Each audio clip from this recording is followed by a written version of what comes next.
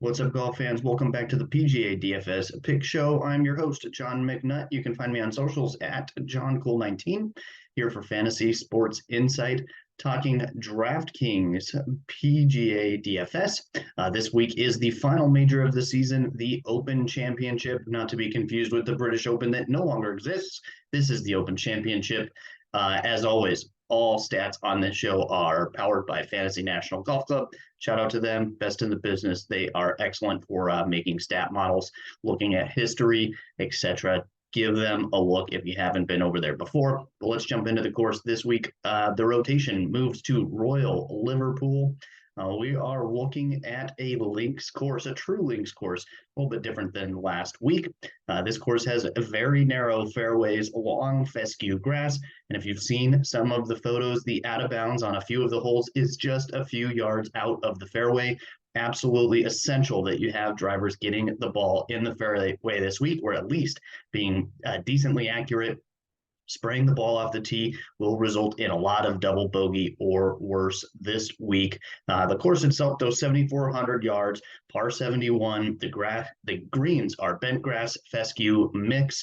They are very, very slow greens. I think that kind of tends to neutralize putting a little bit this week. Still looking at some golfers who have been putting well, really as of late, is kind of more a key in my modeling. The course itself has 3 par 5s instead of the normal 4. 2 of those are over 600 yards. I don't see many eagles coming on those. So par 5 scoring comes way down in my book this week as far as the modeling goes. And really, when this course was played previously for the Open Championship, it was a less than driver course. Tiger Woods won here, and he didn't hit driver more than once or twice the entire week. So certainly drive distance, not nearly as important as drive accuracy this week. I really will hone in on that. Off the tee is important, ball striking in general, so approach as well. Looking at both of those. I'm also including a lot of par 4 scoring on difficult courses. Looks like the par 3s will kind of be not essential for winning this week, but really that par 4 scoring, long par 4s specifically, lots of approach shots we're expecting to come in from 175 to 200 and even 200 plus this week, especially when it's less than driver. Just means that longer irons become more critical. And then shots gained in windy conditions. We expect the wind here. This is a coastal course, as always, expecting the winds to get up and not just be up, but go from moderate to windy AF throughout the weekend, I should say. So certainly keep that in mind. I'm looking at golfers who gain strokes in difficult conditions, difficult courses. Sand saves, there are lots of bunkers that are very strategically placed along the fairways and around the greens. Expect a lot of bunker shots this week.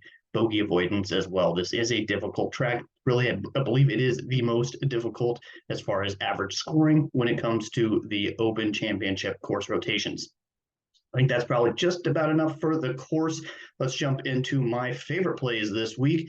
And really, I want to start at the very top and talk about Scottie Scheffler and Rory McIlroy. You can make a case for either of those two guys. Rory won last week. Scottie Scheffler has been on an absolute tear over the last 6 months or a year or so. He is just a top 15 machine. I think if you can find your way salary-wise to get one or the other into your lineup, I think it makes a lot of sense to do so. Your win equity for those two golfers is extremely high. Getting one or the other, probably not both because of the pricing, but certainly looking at those two, nothing wrong with that. But I am not going to give you all the stats on why those two are really the best golfers in this field, but give you a couple guys that I think you could either start your lineup with, pair together with one of those top two, or really play both of these guys. I think all of those are options for your DraftKings this week. Starting with Victor Hovland, he is 10,000 on DraftKings, 25-1 outright. I think that number is kind of juicy for a guy who's been just destroying the majors so far this year. Looking at his current form, he's made his last 16 cuts on tour. Last missed cut was at the Genesis Scottish Open last year. So really, it's been a full year for Victor Hovland, playing some great golf. He is 5 of his last 6 events are top 25 finishes. That includes a win at the very difficult Memorial course, the Memorial Tournament, I should say, and runner-up at the PGA Championship. And then I mentioned his majors success: 19th, 2nd, 7th, and 4th fourth place. That was at last year's Open Championship. So really good major form for Viktor Hovland. He's an elite ball striker, ranking in my model 6th over his last 24 rounds. Very accurate off the fairways, ranking 14th, and then ranks 2nd on par 4 scoring difficult courses. I mentioned that in the course preview. I also have him ranked on proximity when it comes to his 175 and 200 plus yard approach shots. He ranks top 3 in both of those categories. He is excellent with the long irons. I think you absolutely have to give Viktor Hovland a look. As long as he can stay out of the sand, he tends to have trouble getting out of the sand efficiently, as long as he can avoid that. But I think the accurate driver helps him a lot. Look his way at 10,000 maybe to start your lineups this week. I think you can even get him in cash at that price.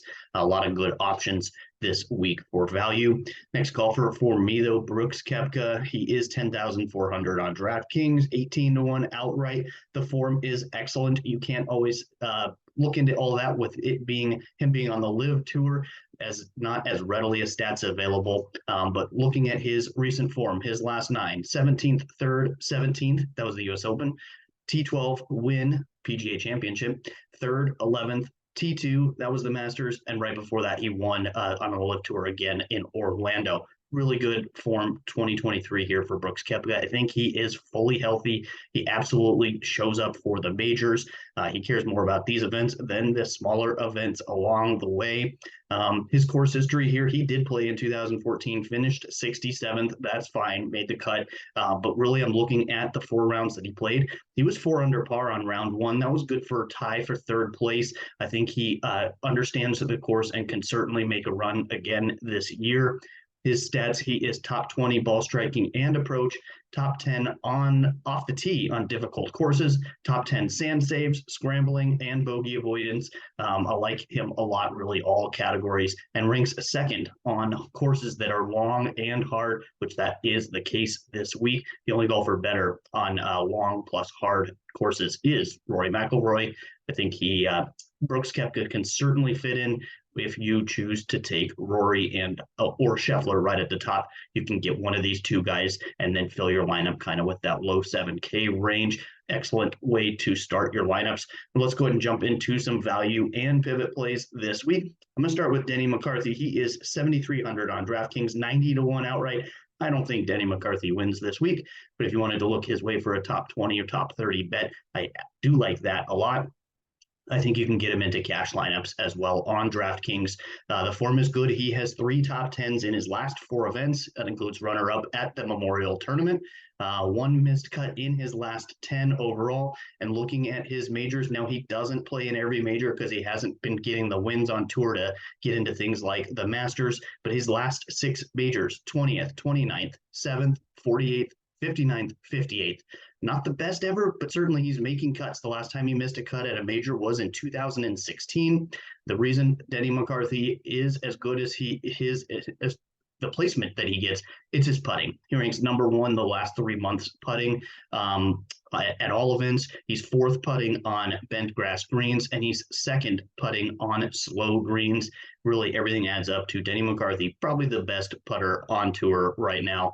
Really like his chances this week to kind of clean things up with the putter. He also ranks 30th ball striking over his last 24 rounds, top 5 in scrambling, 6th on par 4 scoring, and he's an accurate driver as well. 34th in drive accuracy in this field is excellent. One more golfer not on this slide that I do like this week, that is Justin Rose. He is 8,000 on DraftKings. You know, he's burned everybody the last 2 times out with missed cuts at very high ownership, really high ownership last week. I got sucked into that. I think I'm going to go back there this week. Everything kind of adds up to him. He should be a very good fit here. And I think if people start to bail on him a little bit, knowing that he has missed cut his last 2 events, maybe get a lower ownership there on Justin Rose. Give him a look as well. But here's 2 pivot plays that I'm liking this week as far as them being really leverage plays. They are very low owned, especially compared to the golfers right near them in the pricing on DraftKings, starting with Jordan Spieth. I like him a lot. He is probably ranked he's at about 8% ownership right now on Fantasy National per projected ownership. He ranks number 1 in shots gained per round on links style courses. I know the form isn't great. He's missed 3 out of his last 4 cuts. That's what the ownership dip on Jordan Spieth is. But if you look back in the logs in March and April, he finished top 5 in 4 out of 5 events. Really, I don't think his game is that far off of being back. So maybe give him a look as a leverage play. Another guy that I get sucked in playing at least this year at every single major, that is Patrick Reed. He's 7,600 on DraftKings, projected ownership 5%. I really like that number. He's been over 10% ownership in each of the last 2 majors, but I think people are disappointed with the finishes. He was 18th and 56th last 2 majors. I would certainly take 18th at a 7,600 price tag this week. But really, he's made his cut in his last 7 majors. That includes 4th place at this year's Masters. He ranks top 25 on links courses. I certainly think Patrick Reed is worth a look and can absolutely get him into a cash lineup with a couple of those 10K guys as well. I think that's a great way to look at it this week. 5% ownership is really tough to pass up for Patty Reed. Talking one and done, I won't go too much into this. Brooks Koepka is my pick this week. Matthew Fitzpatrick did burn me last week, but I will go ahead and keep on moving here. I think there's still a chance I can break into the money with a good week this week and then a solid finish on the last couple events, but a lot of money up for grabs this week. I will take Brooks Koepka. So that is going to do it for this week's show. I certainly appreciate you watching. You can find my core plays, my weather projections, as well as ownership projections on Wednesday. All of that is in the Fantasy Sports Insight Discord. The best way to find that is go to their Twitter page at FSi_DFS. We also have a website, FSiDFS.com. You can get the link to the Discord from there. And again, core plays and really a lot of Q&A as well about what I am thinking is going to go down this week. I'll also post a core for this week's Barracuda Championship, the alternate event. I always like the alternate events. Certainly Barracuda is no exception. So I'll have a core play, a core to start your lineups for that as well. Appreciate you watching and good luck this week.